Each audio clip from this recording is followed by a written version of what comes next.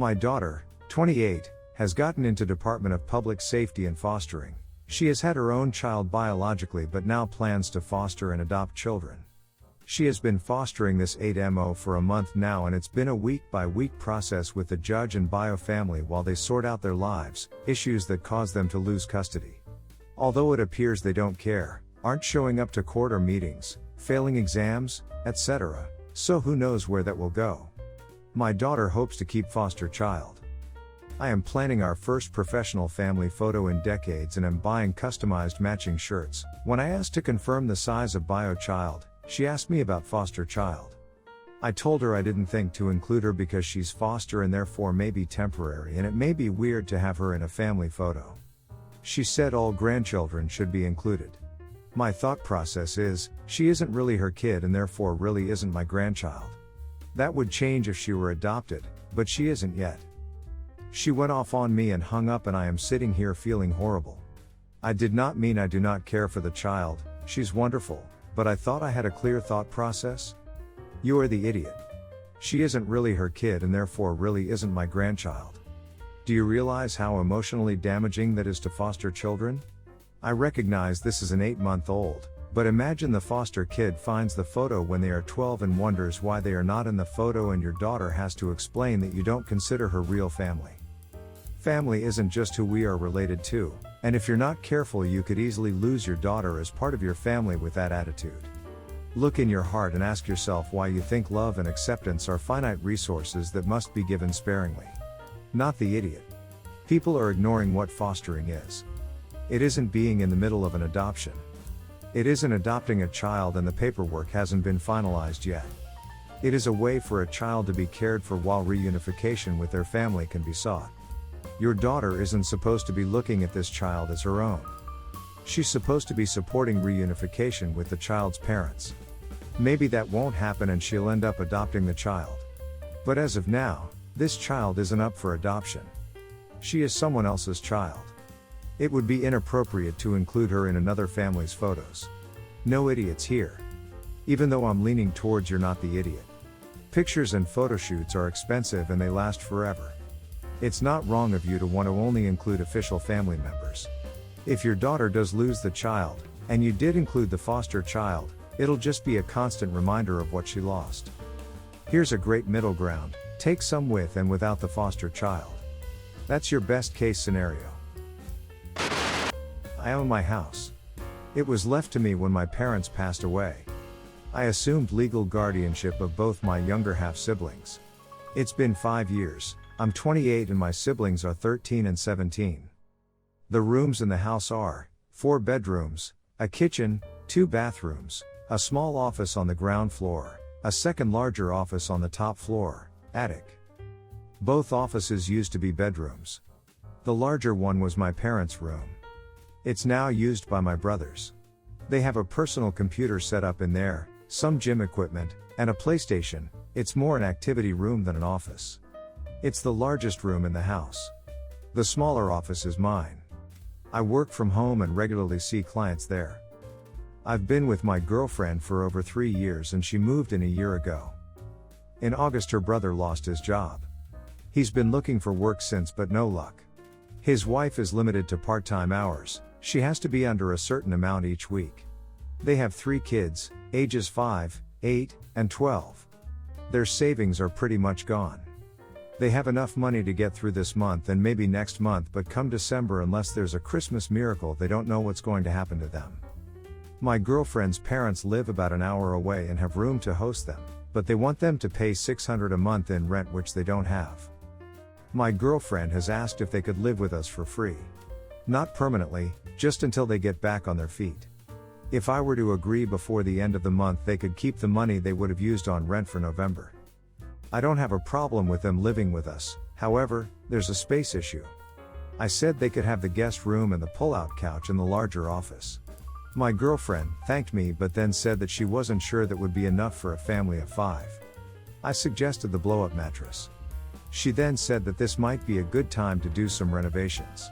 I've mentioned before now that we should fix up the attic into a proper bedroom, rather than just storage, but when I said that it was in relation to us having kids, and was a few years away, I'd also mentioned condensing both offices into one singular office, and keeping the other room free, but that was before my brother started storing gym equipment in there. We could convert the attic with a few hours of work. If we could just get in there, fix the light, buy some furniture and move some boxes around, it would be livable. In regards to the office, we could easily move the console and PC, but the gym equipment would be a whole other story as it's large and heavy, so there are not many places we could put it, and I can't see clients in a room full of gym equipment. I don't think now is the time to rearrange the house, especially as the living situation wouldn't be permanent. I'm fine with them using the stuff we already have, but redoing the attic/offices feels like a lot to take on with 2 weeks notice. Update: the brother got a job. This is no longer an issue. He had an interview, thought he screwed it up, and it turns out he didn't. Again, this is no longer an issue. They will still be looking for a cheaper place to live in case this happens again, but they will not be moving in. However, I did mention that we were considering doing up the attic for them to stay in, and the brother has said he appreciates the sentiment and has offered to fix it up for us for free so long as we get the supplies. Happy ending for everyone. No idiots here. Although may I suggest that if some of the renovations were something you wanted to do anyway, and it's economically feasible, that it's really the effort and time frame that are the issue, that it might be a good time to take advantage of the fact that the new people coming into the house seem to have some free time, and might be able to help out with the labor? Might be the perfect moment to make it happen, if you can plan it, and her brother's family can help with the work. No idiots here, but if they are going to move in, and you're planning on doing these renovations anyway, your GF's request is not unreasonable. You could also suggest your GF's bro move the gym equipment to a storage locker at his expense while he's there. That'd cost him $100 a month or so, which is way more reasonable than the $600 his parents would charge them. Actually, on second thought, seems his parents might be the idiots. Not the idiot. In fact, I would be very cautious allowing them to move in at all. I think GF's parents have the right idea of charging them some rent to move in.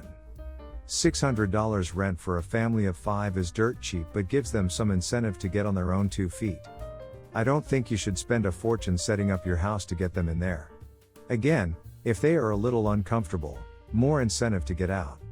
I would absolutely have them sign the agreement. You are already going above and beyond. I recently took my 3 kids to a children's museum.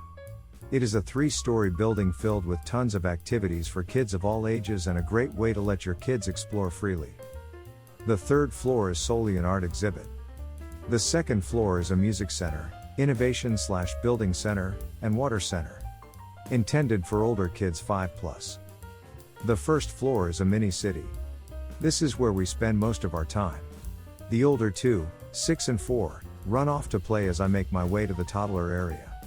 This is a small gated space intended for children 3 and younger to play without being trampled on or getting in the way of older kids. They have a wooden fence built around the play area that is waist height and a gate that is intended as the entrance so parents can enter and sit with their toddlers. Since I have a child who is not quite 2, this is the perfect place for him to play. When I get to the toddler area, I see a child who looks about 10 and is playing with the styrofoam blocks. Her parents are blocking the entrance, and when the girl sees us, she closes the gate so we can't enter. Since the gate and surrounding fence are only waist height, it's not difficult for me to pick up my son and place him gently over it and let him play. She scowls at my son and tries to keep all the blocks to herself. I call my son's name and say, "Look at the pretty flowers," attracting his attention to them instead of the blocks. The girl quickly moves over to the flowers and tries to keep him from playing. Now I'm irritated. My first thought is that this child might be special needs and wants to play in an area less chaotic. Totally fine. But her behavior is uncalled for. I ask her kindly if my son may play with her and she shouts no. I'm taken back and look at her parents for a little support. Nothing but blank stares from them. Well, this is a designated area for toddlers, and I then say to her parents my son has a right to play here whether she wants him to or not. The girl stands up and kicks the blocks that she had been playing with, and one hits my son. The parents give me nasty looks as they open the gate and walk off with their daughter. I'm livid. I call after them and say the least you can do is apologize on her behalf.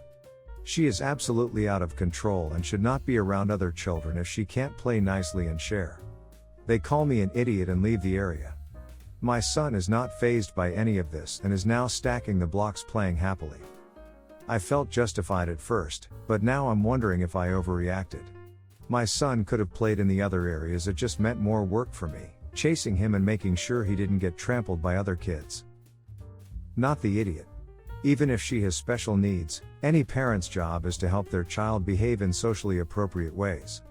Just think about how you'd react if your toddler and another toddler were fighting over the blocks, or if your toddler were hitting a 1-year-old. You wouldn't do anything the way they did. That's the part that's really bizarre and what seems to have caused the escalation. I feel bad for that girl if that's the best her parents can do. Not the idiot. Something similar happened when my boy was smaller. A bigger kid was following him around from area to area trying to stop my kid from playing. Seriously, what's up with kids who do this? It's weird. The final straw was when he booted my kid to get him out of the way. I lost it, yelled at the kid, and he got kicked out by the employees. He was way too old to be in the play zone. I felt like an idiot too, but I think it's actually fine. Not the idiot. It is a public museum, during business hours, so everyone that visits the museum has a right to play. It was a designated area, specifically for the safety of toddlers. If she was playing respectfully, there wouldn't have been a problem with her being in that area, but there were other areas she could play safely. That made the area that was made for toddlers, exactly like the rest of the museum, taking that away from them. Your toddler had every right to play there, and in my opinion, you did everything right. I loaned what I thought was a friend $1,500 because her dream dog became available for sale, and clearly she stated, in writing, she would pay me back a certain amount per fortnight. This hasn't happened. It's now clear she's ignoring me, though won't even open your message while I'm constantly online on Facebook, no responses on SMS, and so really the only option for me is to take it to court. Even though it's an unlosable case for me, it's still time and effort, with no guarantee of seeing the money if she's too poor to even pay back the abysmal rate we agreed on. I found her mom on Facebook, and have drafted what I was planning on sending to her. Hey! You may not know me and I'm still unsure as to whether it's inappropriate for me to send this message, but your daughter, Elle, borrowed $1,500 off me to buy that dog she now has. There was a clear agreement in writing as to what has to be paid back and when, and she is not paying it back. I send messages, both on Facebook and SMS, and she ignores them. I think that's a clear sign that someone's dodging their obligations. The next step is to sue for it, which in this case for me is unlosable, but I'm just wondering whether or not, to avoid the legal fees she'd be forced to pay, you could either tell her to finalize it, or you could pay me it directly and then take it up with her. Apologies if this is out of line, but $1,500 isn't something you forget about, and really this is for her benefit and not my own. You are the idiot for including her parents. This is between you and your friend. Considering you are both adults, bringing her parents into it is unnecessary and unfair to them.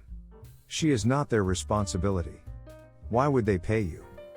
I've made the mistake of lending money to friends before, and it's a painful lesson. From then on, if someone asked to borrow money from me, and I had it, I just give it to them with no expectations of getting paid back, and insist that they don't. This cuts out a possible expectation, resentment, which can drive an unnecessary wedge into the relationship. Not the idiot for wanting your money back. But you are an idiot for wanting to involve her parents. Not their debt. By the way, this will not make them bad parents if they don't repay the debt on her behalf. Also, why would you loan someone that kind of money to buy a dog when there are so many shelter pets in need of a home? If she can't afford to buy the dog, she can't afford to care for the dog either. Vet bills and good food can get very expensive fast. Not to mention all the other responsibility that comes with owning a dog. Everyone's the idiot here. Contacting a third party concerning their debt is terrible. In fact, it's illegal for recovery agencies to do this. Not sure for a person, it's very far in idiot territory to make his family aware of her debts without her consent. Just go the legal route and you'll not be an idiot, but as it stands, you both awful. Her for dodging her obligations, you for considering outing her to her mother. Also, it'll most likely cause stress on the mother, who will feel pressured to pay for her daughter. I'd say you're the bigger idiot if you do this. My daughter is 16 and has a job at a chain coffee shop. She works with 6 other high schoolers and 5 college kids. The high schoolers she works with don't like their manager, He keeps their hours just below the threshold for higher pay, doesn't get promised raises, and is just an idiot to work with. Recently my daughter and one of her friends were joking about making a union like the ones they were studying at school. They texted some of the other kids from work, and the idea started gaining traction. So I talked with them about it, explaining the possible benefits and risks. I tried to encourage them to do their own research too. I thought it was pretty cool that they were considering taking something they're learning about in history class and applying it. The girls ended up inviting the other high school kids who worked at the coffee shop to our house, to talk about how to unionize. I could tell some kids were going along for fun. But most of them were taking it seriously. I helped them write out their demands and practice them. They even got the college kids, who were unhappy with scheduling around exams, on board. They all went to the coffee shop Sunday morning and presented their case to the boss, who absolutely blew up on them, and told them that if they didn't stick to their schedule, they were all fired. But the kids stood their ground. He started singing out the kids that were scheduled to work that morning and telling them to start work immediately or they're fired. And so 3 of them got fired. Then he told the rest that anyone else who didn't report for their shifts would be fired too, and I don't think he expected them to call his bluff. He fired several more, then started demanding that the fired kids come into work. Right now, the kids are all holding strong. Apparently, the manager is trying to replace everyone fast but isn't having much luck. I'm honestly quite proud of my daughter for all this. But the parents of the other high school kids aren't all okay with this. Several of them have called me up or come to speak to me furious with me for these reasons. Making their kid lose their job, which they were supposed to keep to teach them hard work and responsibility.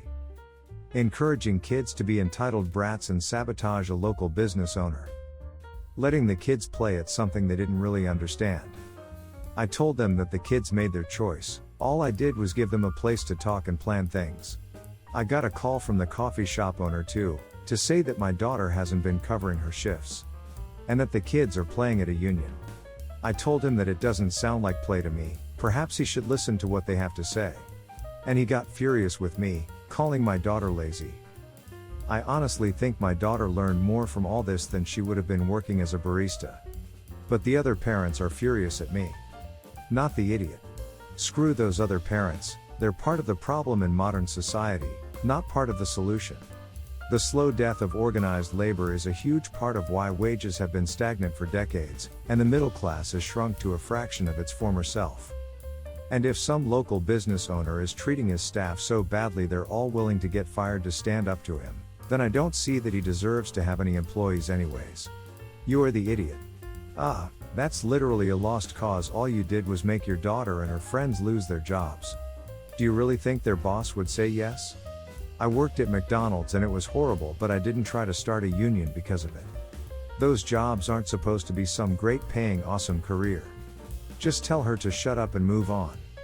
She won't find a job if she thinks she can rebel whenever something doesn't go her way. That's why the boomers hate our generation. No idiots here. I understand why the other parents would be upset that their children have lost their jobs, and that is valid. But you are teaching them much more about responsibility and how the workplace really works and facilitating them to have fair working conditions. This type of action will inspire them for years to come. Teenagers really do need to be in contact with adults who take them and their ideas seriously and don't just write them off or prescribe what they should be doing with their lives. Good for you.